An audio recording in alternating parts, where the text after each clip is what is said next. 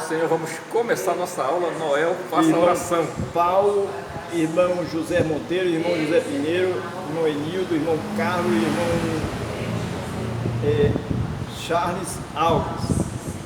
Graças a Deus estou mais uma vez aqui na casa de oração da Assembleia de Deus para uma abençoada aula da Escola Bíblica Dominical. Nós vamos começar assim com oração ao Senhor nosso Deus. Maravilhoso e eterno Pai, te agradecemos por essa oportunidade maravilhosa, linda que tu nos concede, quando mais uma vez aqui estamos na tua santa e maravilhosa presença, na tua casa, para te adorar, para te cultuar, para glorificar o teu nome. Recebe a nossa gratidão, abençoa todos nós, abençoa aqueles que não poderiam estar conosco nesta manhã. Nós te pedimos em nome de Jesus. Amém. Vamos continuar a aula com o professor nesta manhã. Glória.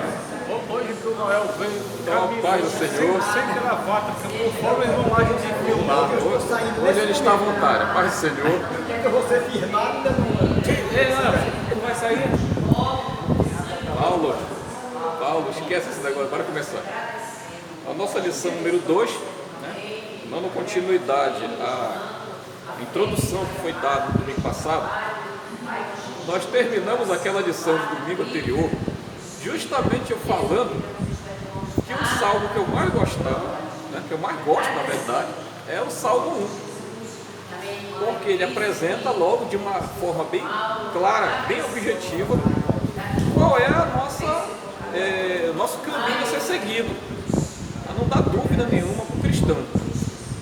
Aí quando o Noel me passou a lição, que eu ainda não tinha naquele momento, quando eu fui olhar a lição que vinha logo no próximo domingo, era justamente este Salmo, Salmo 1. O Salmo, meus irmãos, que a gente estuda hoje, primeiro a gente precisa contextualizar um pouquinho ele, entender um pouquinho ele.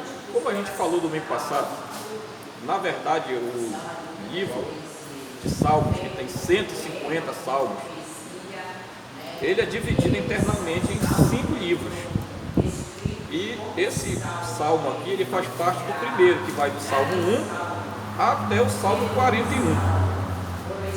Esse primeiro grupo, essa primeira coletânea de salmos, praticamente todos são atribuídos a Davi. Qual é a exceção aqui? A nossa lição mesmo coloca isso. É o Salmo 1, Salmo 2, Salmo 10 e Salmo 33. São os únicos que não anunciam internamente ou no título alguma referência à sua autoria como sendo de Davi. O Salmo 1, na verdade, ele nem aparece como sendo o primeiro nos manuscritos antigos, que dá a entender que depois da organização das várias coletâneas que foram sistematizada para nós aqui, como essa coletânea de 150 salmos, ele foi escolhido, ele foi escolhido para ser a introdução de todos os outros saltérios, de todas as outras 5 coleções. Ou seja, quem leu os salmos, estudou e meditou neles, disse assim: esses salmos, esse aqui será o carro-chefe, ele vai ser o primeiro, ele vai ser a introdução de todos os demais. Sendo que a gente vai observando ao longo do trimestre, nesse nosso último trimestre, que cada livro, ao ser introduzido, ele tem um salmo de introdução. Então ele é a introdução das introduções, ele é um salmo geral. E na verdade ele nem tem a característica em si salmódica, que vamos dizer assim, de cântico, um salmo mesmo assim voltado para o louvor, a adoração, com um saltério lá no santuário.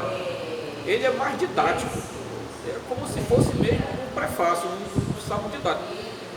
Quando a gente compara esse salmo com um texto lá do livro de Jeremias, vamos pegar lá Jeremias 17,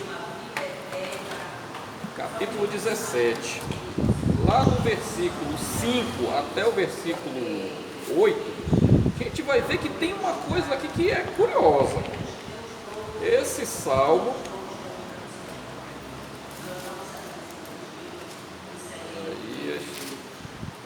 Jeremias 17, o paralelo que tem com esse texto é muito semelhante. A estrutura em si é muito parecida, que dá a entender que quem foi o responsável pela composição do Salmo ou tinha um alinhamento espiritual muito grande com o pensamento de Jeremias ou usou Jeremias para compor esse Salmo. Quer ver? Olha lá, o versículo 5 até o versículo 8, o capítulo 17.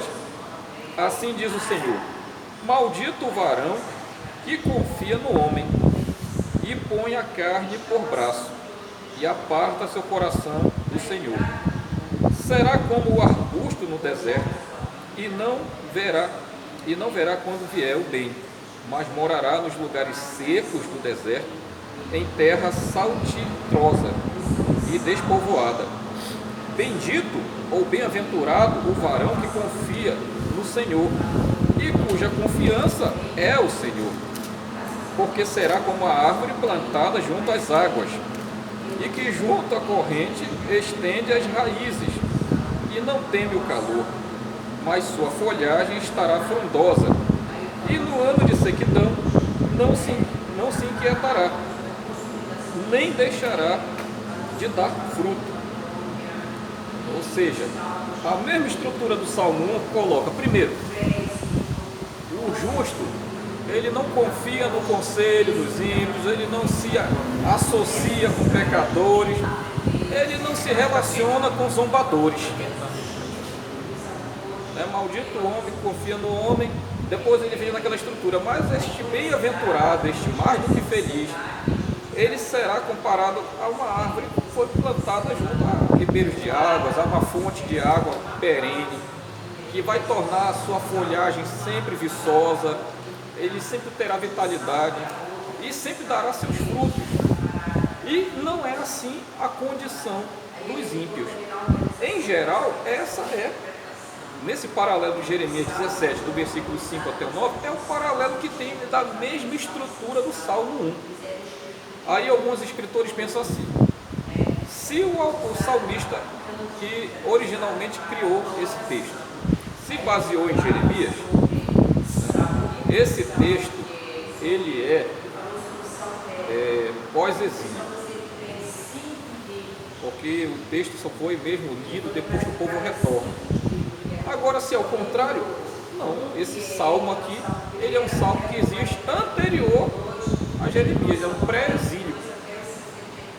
Do que mais importa é como a Bíblia tem uma harmonia perfeita com seus textos, ela não entra em contradição. O que o profeta falou, o salmista com outras palavras acabou dizendo, e é esse conteúdo de hoje que a gente vai, graças à bondade de Deus na nossa vida, meditar hoje.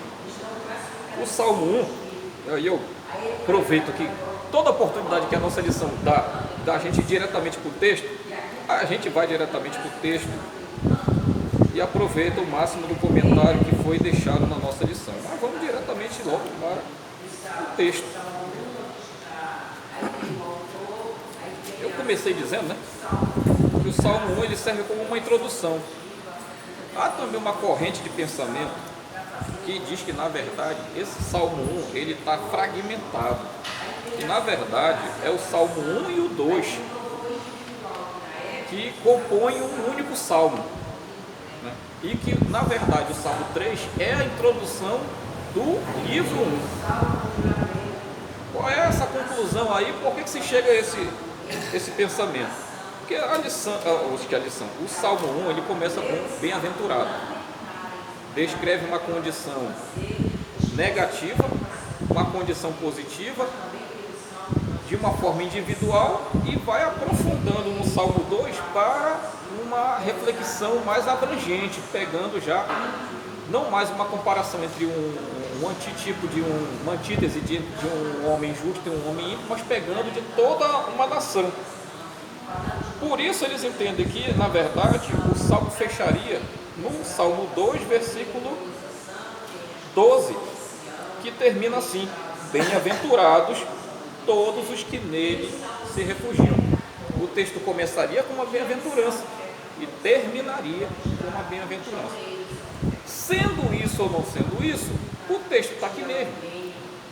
Quem quer ler o 1 e ler o 2 tem toda a liberdade, vamos ler o 1. A minha tradução, ela não é, né, pelo que eu vi durante esses estudos da semana, não é boa. Esse mesmo início aqui da minha, que vai ser diferente da de vocês aí, se a gente comparar agora.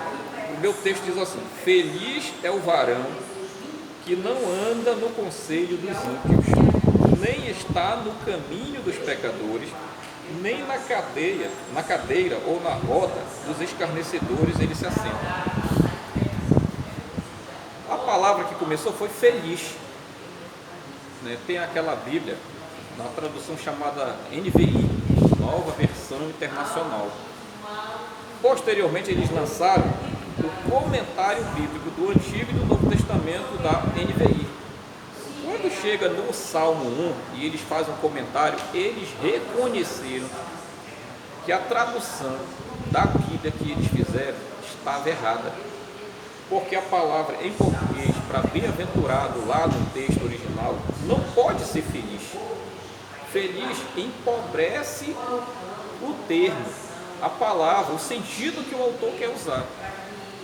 Feliz não tem como ser equivalente de bem-aventurado. Bem-aventurado, como aparece no sermão da montanha, do monte, né? Não tem uma montanha propriamente dita em Israel, mas do monte lá em Mateus 5. Jesus não está falando de uma felicidade comparável, né, na dimensão da felicidade que outras existem no mundo. Ele está dizendo mais do que felizes. Ele está falando de uma felicidade numa força, num tamanho, numa amplitude que até então aquelas pessoas que estão ouvindo o seu sermão não conheciam, que fugia da dimensão material, do presente, da vida que eles viviam, e ela tinha força de se, né, manifestar após a morte deles, até mesmo no porvir e na glória. Então não era uma felicidade qualquer. A palavra para mim aqui, né, que é reconhecida no comentário que eu li, diz que eles empobreceram sem querer, da tentativa de passar para o português, eles empobreceram sem querer a palavra. Nós não somos felizes porque meditamos na palavra de Deus e seguimos os mandamentos do Senhor. Nós somos muito mais do que felizes. A força dessa palavra aqui não se expressa numa simples palavrinha de felicidade. O equivalente numa outra tradução é ó felicidades, como sendo uma tentativa de colocar uma palavra do singular no plural, numa tentativa de dizer o quanto e quão imensa é a alegria que vem sobre a vida daquele que segue a lei do Senhor, do que abraça, né, vive diuturnamente a lei do Senhor. Feliz é o varão que não anda no conselho dos ímpios, nem está no caminho dos pecadores, nem na cadeira dos escarnecedores se assenta. E aqui eu achei curioso, né? Quando a gente compara aqui com a nossa outra versão aqui da lição, o teor muda, né? O teor do texto muda. Bem-aventurado o homem que não anda no conselho dos ímpios, não se detém no caminho dos pecadores, nem se assenta na roda dos escarnecedores. A primeira estrutura do Salmo, alguns aí vão divergir, né, que ele tem duas estruturas, outros vão dizer que ele tem três. Eu defendo que ele tem duas. Não vai mudar nada, mas eu entendo que ele tem duas. Primeiro, ele coloca a diferença de comportamento diante da lei de Deus no presente, entre o que é justo e o que não é justo, o ímpio. O que eles fazem no momento presente, qual é a atitude que eles têm aqui e agora diante da lei de Deus. E a segunda estrutura coloca a consequência desse comportamento que ambos assumiram, que é lá o porvir, o que acontece entre um e o outro, com um e com o outro, no julgamento, no juízo. Então, para mim, tem duas estruturas. Outros vão dizer que não. Tem três. Primeiro, ele fala do justo. Segundo, ele fala do ímpio. E terceiro, ele fala do juízo dos dois. Não vai mudar muita coisa. Eu acho importante a gente percebeu uma coisa aqui, o que é que está trazendo didaticamente essas 3 referências a comportamento que são rejeitados pelo justo. Primeira coisa que ele rejeita, ele não anda no conselho dos ímpios. Segunda coisa que ele rejeita, ele não, olha como não se apresenta, ele não se detém no caminho dos pecadores. E terceiro não, ele não se assenta na roda dos escarnecedores. O comportamento do cristão inicialmente é mais identificado pelo não do que pelo sim. Olha o Pentateuco lá, o Decálogo. Não matarás, não roubarás, não cobiçarás a mulher do teu próximo, os servos, a fazenda, o gado do teu próximo. Não darás falso testemunho, não te prostrarás diante de imagem de escultura, não terás outros deuses diante de ti, porque só o Senhor é teu Deus. Então, quando nós negamos uma ação comum e corriqueira no mundo que vivemos, esse não que a gente assume na nossa vida é um comportamento cristão. Todos vão numa direção, nós não vamos naquela direção, nós vamos numa outra, na contramão da cultura que a gente vive. Está todo mundo pintando o cabelo de azul, está todo mundo fazendo tatuagem. Eu até falei aqui um dia desse aqui, eu acho que o Milton lembra, 2 obreiras que agora são esposa de pastor, querendo se consultar comigo para dizer assim, onde que elas podem fazer uma tatuagem, que elas querem se tatuar. Mas nós não agimos como agem pessoas do mundo, nós somos diferentes. Quando nós queremos nos adequar e viver do mesmo jeito que vivem essas pessoas que desobedecem à lei de Deus, ou seja, não vivem a lei de Deus, qual é a diferença que vai ter? Malaquias, lá no último capítulo 4, diz assim: então sabereis a diferença entre o que me serve e o que não me serve. Tem que ter uma diferença. Vocês são sal da terra e luz do mundo. Por que ele não diz isso para todos? Porque somos diferentes. É essa questão que é chamada a atenção no primeiro verso. O comportamento do justo, ele nega, para poder cumprir a lei de Deus, ele nega o comportamento corriqueiro daquele que não aceita a lei do Senhor. Agora, eu achei curioso, né, o comentário Wisby, ele coloca assim, olha, observa bem que tem 3 coisas aqui. Primeiro, ele não anda segundo o conselho dos ímpios. O que significa ele não anda? Não é a ação propriamente dita de botar um pezinho na frente do outro, não. Ele não vive por princípios que estão sendo divulgados, ensinados por pessoas que aborrecem a palavra do Senhor. Ele não anda segundo o conselho dos ímpios. O ímpio, aquele que tem impiedade, aquele que tem maldade, aquele que tem um sentimento onde o amor já foi expulso. É o cara que não tem outra coisa no olhar dele senão a perversidade pelo próximo.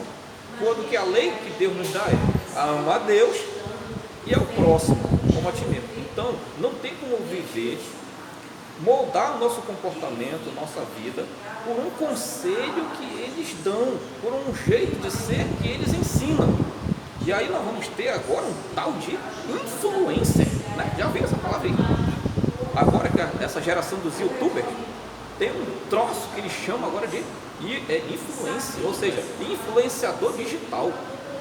Tem um tal de Lucas Neto, irmão do outro lá que era famoso também, não sei agora qual é o nome dele, Lucas Neto. Tem um outro aí, o boneco mais vendido no Brasil neste momento aqui do Dia das Crianças foi desse tal de Lucas Neto.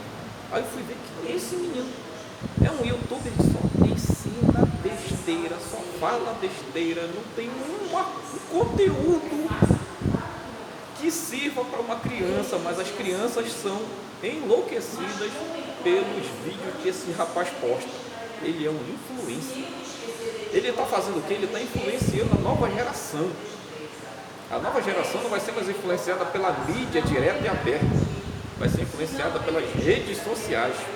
Se vocês perceberam bem, a campanha se travou mais nessa política, agora se travou mais no mundo virtual, nas redes sociais, do que no mundo real da panfletagem, do discurso, do debate. Isso é perigoso. Todas as crianças agora têm um smartphone. De porta em porta, uma operadora dessa oferece um pacote de R$90, uma internet ilimitada, que tu faz o que tu quiser na internet, terra de ninguém. Quem tem que moldar o comportamento dos nossos filhos, dessa próxima geração e dessa que antes que ela se extrai, é a palavra de Deus. É ela que molda. Estava vendo a preocupação do pastor Omar na sexta-feira no culto doutrina. A desnutrição espiritual por causa da Bíblia, né? Que ninguém quer mais ler a Bíblia. É mensagem fast food, até o cara que vai pregar, ele vai na internet, baixa um sermão pronto e vai reproduzir na igreja, não sabe nem a base filosófica, a base teológica, a base escriturística, ele não quer nem saber, quer saber que tem efeito. Né? Uma geração que não mais quer parar para meditar. E ele diz, bem-aventurado aquele que medita na palavra do Senhor de dia e de noite. A influência do mundo capitalista é tempo é dinheiro. Como é que eu vou perder tempo lendo a palavra e meditando nela de dia e de noite? Conselho dos ímpios. A palavra, né, que o Luiz me disse aqui, nesse primeiro momento, é aceitação. Aquele que anda no conselho dos ímpios, ele anda porque ele aceitou esses conselhos. A palavra é aceitação. A segunda, ele nega aqui, né, que o justo nega, ele não se detém no caminho dos pecadores. Como assim se deter no caminho dos pecadores? Só tem na mensagem de Jesus dois caminhos: o que leva a Deus e o que leva ao diabo, o que leva ao céu e o que leva ao inferno. Ao caminho que é do bem, da luz, o caminho do mal, das trevas. O caminho que agrada a Deus, o caminho que desagrada a Deus. Não fala-se na Bíblia de uma terceira via. Só se fala desses dois caminhos. Ou eu estou indo em direção a Deus, ou eu estou indo em outra direção. Jesus disse isso claramente: quem comigo não junta, espalha. Ou tu está comigo, ou tu não está comigo. Não existe essa de tu não estar comigo e também não estar com o diabo. Tu tem que estar com alguém. A quem tu servir, esse será teu Senhor. Então, aquele que se detém no caminho dos pecadores é aquele que saiu do caminho que Deus decidiu como sendo o caminho justo, e ele foi para esse outro caminho e se deteve ali, parou ali, está vivendo aquele mesmo caminhar destrutivo que leva ao inferno que o outro está vivendo. Daí a gente vem para aquela pergunta: rapaz, tu olha um crente, tu olha um homem, tu olha uma mulher, mas tu não consegue perceber aonde tem Deus naquela vida. Tu não consegue perceber onde tem Deus naquela vida, porque ele vem para a igreja, ele abre a Bíblia, ele assiste a mensagem, ele canta com os outros, mas dali em diante, todo o procedimento da vida não tem diferença nenhuma. Ele fala do mesmo linguajar, torpe, né, espúrio, indecente, ele veste do mesmo jeito, ele procede do mesmo jeito, e ele não vê nenhum mal nisso. Contratei lá na minha casa, passou 15 pedreiros, eu mandei os 15 embora na minha casa quando eu fui construído. Vou construir outra agora ali para a banda do Augusto Montenegro, eu acho que vai ser o mesmo problema. E eu sempre tive a ideia de chamar um pedreiro cristão, né, da igreja principalmente. Eu chamei o meu irmão lá da Mangueirão, obreiro do Senhor, filho de pastor, filho de uma líder do serviço de oração, um homem que estava na igreja, e chamei para ajudar a construção da minha casa. Aí a minha mulher disse, Charles, presta atenção no comportamento do menino aí. Isso vai dar problema pra gente. Aí fiquei de olho e percebi. Toda vez que passava uma menina bonita na rua, na frente de casa, ele mexia. Aí ficava chamando, assoviando, fazendo graça. E as meninas que ele mexia eu conhecia. Eram meninas casadas, meninas que tinham filhos, meninas que tinham família. Inclusive mexendo com as filhas dos irmãos da mesma igreja que eu tenho, que a gente é, que estava na rua e ele não sabia que era filho de crente também. Ou seja, como é que eu vou deixar uma pessoa dessa na minha casa, trazendo vergonha para mim, trazendo uma fama tão ruim? Olha só a casa do Charles como é avacalhada, até o pedreiro que ele chama age desse jeito aí, mudando. E eles não sabiam que o cara era obreiro. Comportamento reprovável. Quando a Bíblia fala que nós devemos ser irrepreensíveis. Mais ainda quem vai manejar a palavra de Deus na igreja, que vai ensinar os outros, não pode ter esse comportamento. Então, não se deter no caminho dos pecadores é uma ordem, né, vital na conduta de um homem justo. Eu não aceito o conselho dos pecadores, dos ímpios, e eu não vou me deter no caminho dessas pessoas, desses pecadores. Aí vem uma terceira coisa que é muito comum acontecer com a gente: nem se assenta na roda dos escarnecedores. Quem é o escarnecedor? Essa palavra escarnecedor só aparece essa única vez em todos os salmos, embora ela seja muito comum na Bíblia, mas no salmo ela só aparece aqui, essa primeira vez. Zombadores, aquele que tem prazer em vilipendiar, em ofender, em tratar com desprezo as coisas sagradas de Deus, fazendo graça de todo jeito. Um vizinho morreu agora mês passado, Zé Maria. Tentei de todo jeito conversar com ele sobre Deus, falar sobre ele, sobre a Bíblia. E a gente sabe que quando o cara chega numa certa idade, a cabeça fica mais cauterizada ainda, o coração está mais duro. E ele, característica do zombador. Mas Charles, olha como a Bíblia é. A Bíblia, se tu for olhar com toda a frieza, ela te mostra que Deus ele gosta de fazer graça para o ser humano. Como assim, né, José? Olha José lá, marido de Maria. Ele não pediu permissão para José, ele foi direto falar com a Maria. Ele engravidou a Maria. Depois que engravidou a Maria, ele foi avisar o José.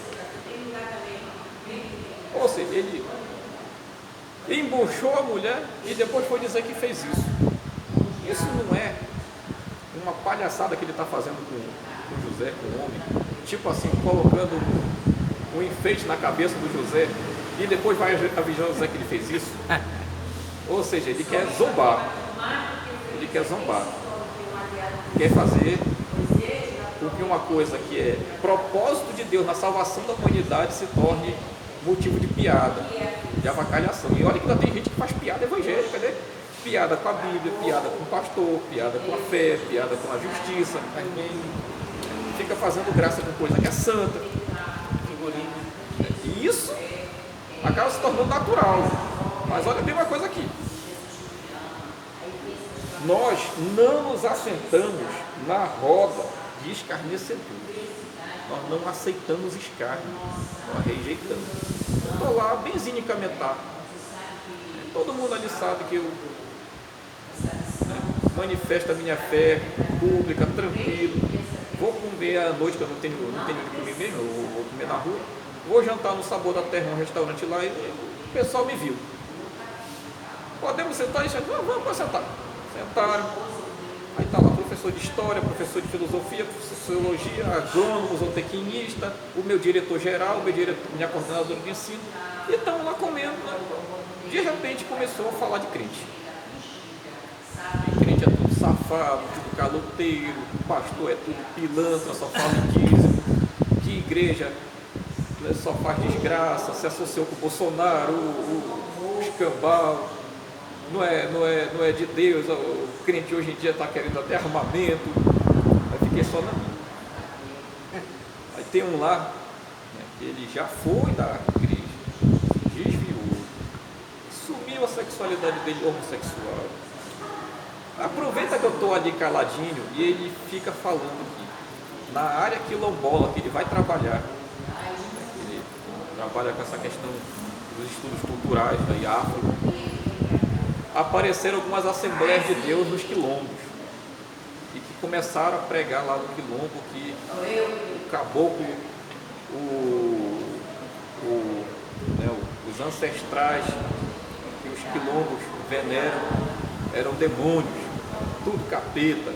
Aí eles dizem, viu só como eles fazem? Eles chegam, esses assembleanos, nos quilombos, vestidos de ovelha, mas são tudo lobo. Eles vão para destruir a cultura dos outros povos. Eles não gostam dessas pessoas, só querem saber pegar o dinheiro deles no dízimo.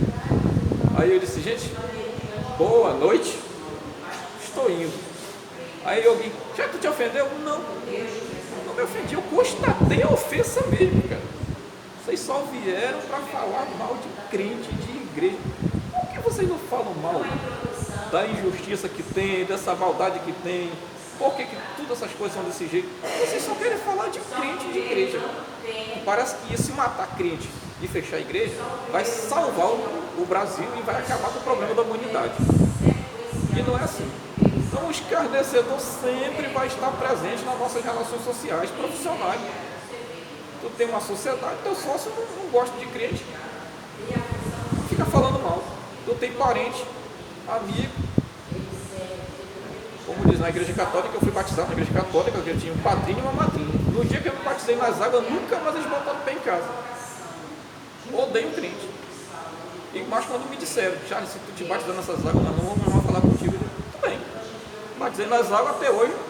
Tem 30 anos que eu não falo com eles e eles não atendem uma ligação minha e ficou assim mesmo. Fazer o quê?